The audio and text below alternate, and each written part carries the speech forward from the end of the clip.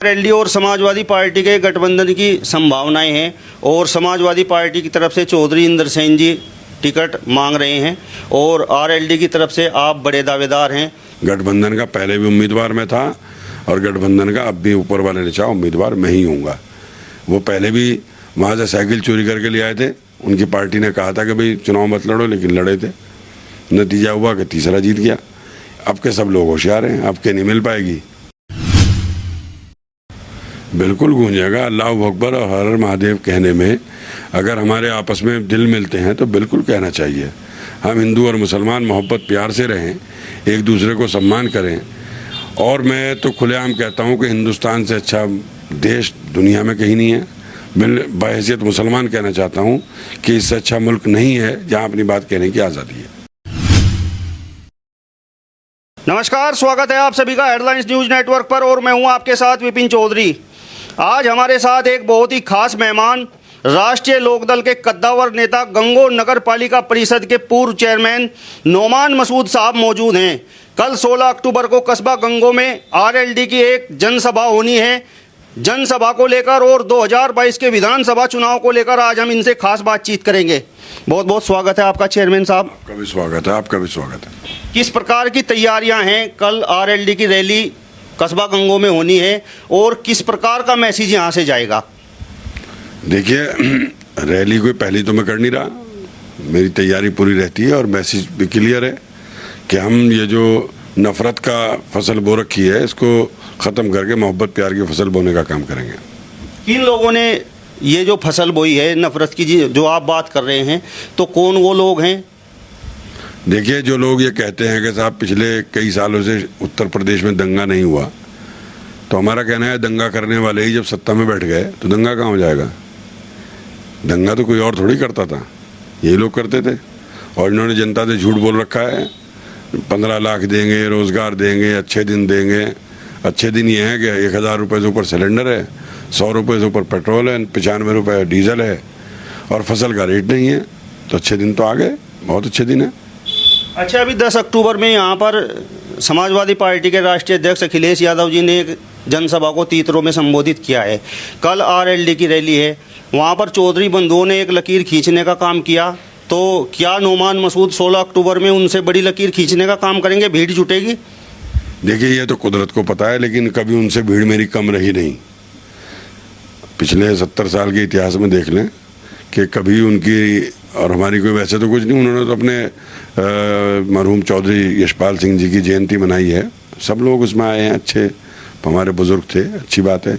लेकिन राजनीतिक रूप से हमारी रैली सफल होगी। आरएलडी और समाजवादी पार्टी के गठबंधन की संभावनाएं हैं। 10 अक्टूबर में चौधरी बंधुओं ने तीतरों में रैली कराई है, अब 16 अक्टूबर में आप रैली करा रहे हैं।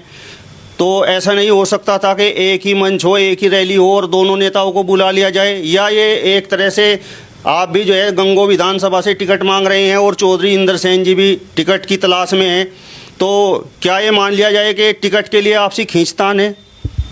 देखिए, अभी तक तो हमारी पार्टी का और समाजवादी पार्टी का गठबंधन की औपचारिक घोषणा नहीं हुई।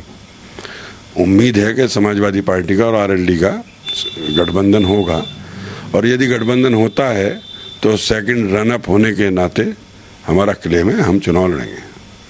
आपकी चर्चाएं थी बहुजन समाज पार्टी में जाने की, आपने आरएलडी को चुन लिया। 2 बार से आप जो है लगातार प्रयास कर रहे हैं, विधानसभा का चुनाव लड़ रहे हैं, लेकिन जीत आपको मिल नहीं पा रही है।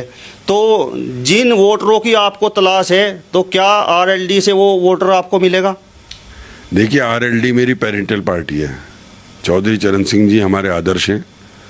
मेरे मरहूम चचा ने भरी पार्टी के बीच में कह दिया था कि मेरे नेता चरण सिंह जी हैं और हम उन्हीं का लगाया हुआ पौधा हैं।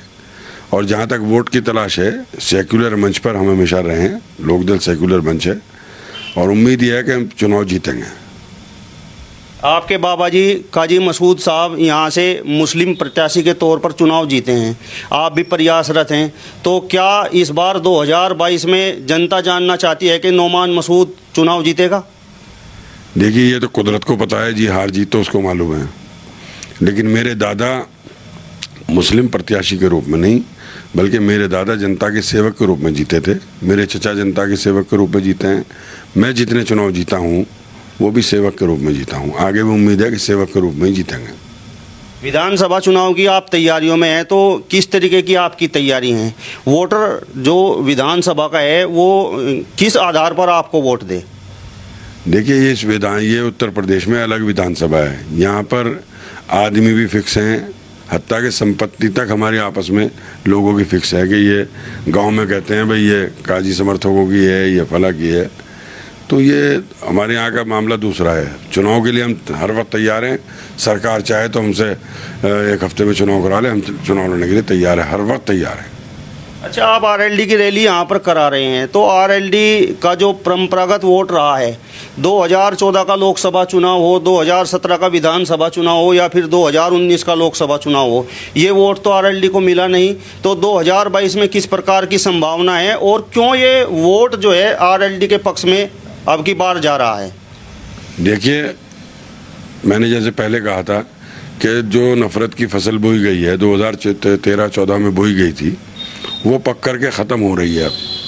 अब मोहब्बत प्यार की फसल बोने का काम है, एक दूसरे के सम्मान की बात करने का बात है। जो आरएलडी का परंपरागत वोट चला गया था वो धीरे धीरे वापस लौट रहा है। चौधरी अजीत सिंह के देहांत के बाद जयंत भैया घर से निकले हैं तो लोगों ने उन्हें सर आंखों में बिठाया है और उम्मीद ये है कि पश्चिमी उत्तर प्रदेश में जयंत जी की आंधी चलेगी।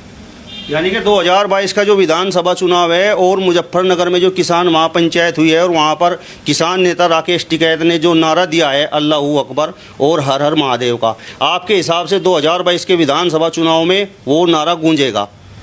बिल्कुल गूंजेगा। अल्लाहू अकबर और हर हर महादेव कहने में अगर हमारे आपस में दिल मिलते हैं तो बिल्कुल कहना चाहिए। हम हिंदू और मुसलमान मोहब्बत प्यार से रहें, एक दूसरे को सम्मान करें। और मैं तो खुलेआम कहता हूँ कि हिंदुस्तान से अच्छा देश दुनिया में कहीं नहीं है। मैं बहैसियत मुसलमान कहना चाहता हूँ कि इससे अच्छा मुल्क नहीं है जहाँ अपनी बात कहने की आज़ादी है। चेयरमैन साहब, आप लंबे समय से राजनीति कर रहे हैं और किसानों की भी बात आप करते हैं। लखीमपुर खीरी की जो घटना हुई है उसमें जो भारतीय जनता पार्टी से जुड़े लोग हैं वो कह रहे हैं कि किसानों के बीच में उपद्रवी थे और किसान लगातार ये बात कह रहे हैं कि जो भारतीय जनता पार्टी के केंद्रीय गृह राज्य मंत्री थे उनके बेटे ने किसानों को कुचला है। आप किस प्रकार से देखते हैं?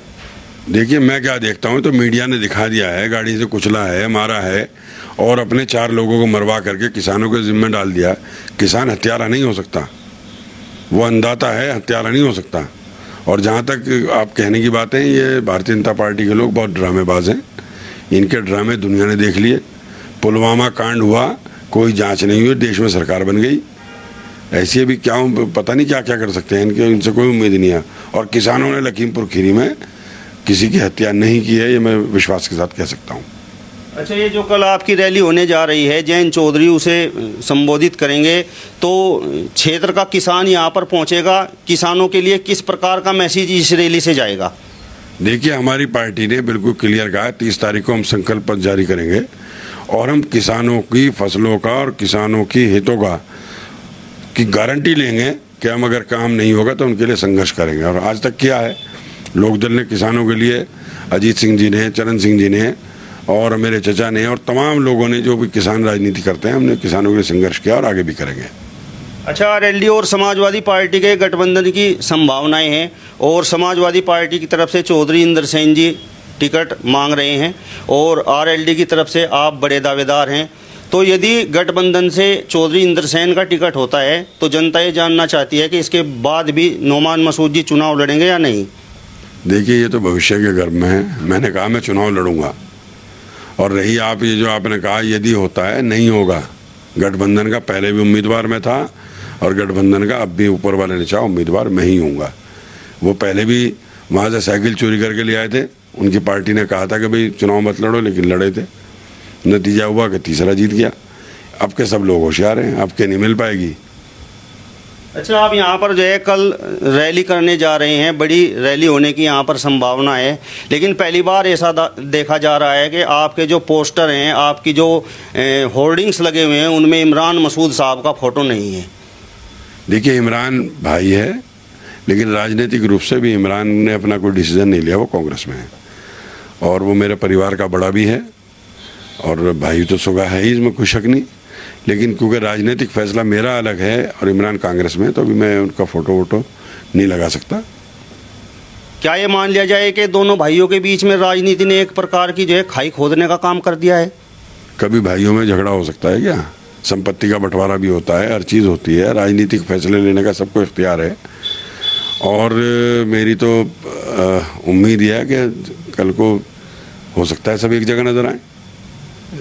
तो ये थे हमारे साथ राष्ट्रीय लोकदल के कद्दावर नेता नोमान मसूद जी। अगर आपको ये वीडियो पसंद आया हो तो इसे ज़्यादा से ज़्यादा शेयर कीजिए, लाइक कीजिए और हमारे चैनल को भी सब्सक्राइब कीजिए।